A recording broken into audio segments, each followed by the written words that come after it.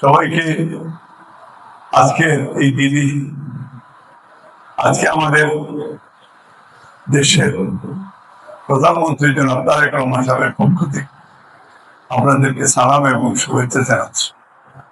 আজকে প্রথমে আমি যেহেতু এই বিষয়টা স্পষ্ট কথা, স্বাধীনতা সংগ্রাম আমরা মুক্তিযোদ্ধার সন্তান,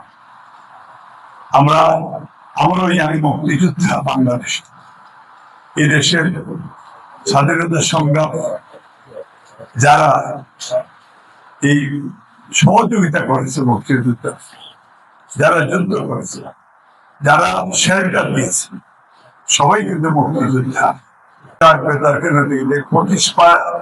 25 তারিখ দিন গত রাত, এর আগে তো বিভিন্ন রাজনৈতিক আপনারা জানেন যারা মুক্তিযোদ্ধারা এই দেশের জন্য জীবন দেওয়ার প্রস্তুতি কেউ ভঙ্গ হয়েছে এবং আমরা সবই হিস্ট্রি জানি।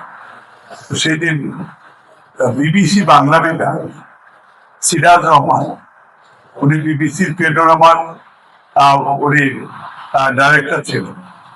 উনি বাংলায় শহীদ প্রেসিডেন্ট জিয়া রহমানের ভাষণটা উনি বাজিয়ে শুনেছেন। উনি বলছেন, আই জিয়া দেখিয়া ইন্ডিপেন্ডেন্ট অফ বাংলাদেশ। তারপরের দিন এইটা 26 তারিখ, 27 তারিখে আবার এটা রাজনৈতিক আরেকটা বক্তব্য আছে। আমরা শহীদ রাষ্ট্রপতি জিয়া রহমান সহ মুক্তিযুদ্ধে যারা এই দেশের জন্য আমাদেরকে এই কৃতি সন্তান যারা এই দেশে নেই, পৃথিবীতে নেই, আমরা তাদের আত্মার মাগফিরাত কামনা করছি। আল্লাহ তাআলা তাদেরকে জান্নাত দান করে। এই দেশে গণতান্ত্রিক আন্দোলনে লেটেস্ট এই দেশের জন্য কোমলমতি ছাত্রছাত্রীরা তারাও দেশের জন্য জীবন নিয়ে গেছে।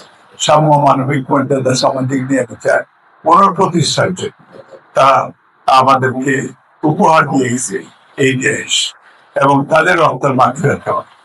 মুক্তিযোদ্ধাদেরকে আমরা স্লেউট করছি, আমরা সবার পক্ষ থেকে ইনশাআল্লাহ।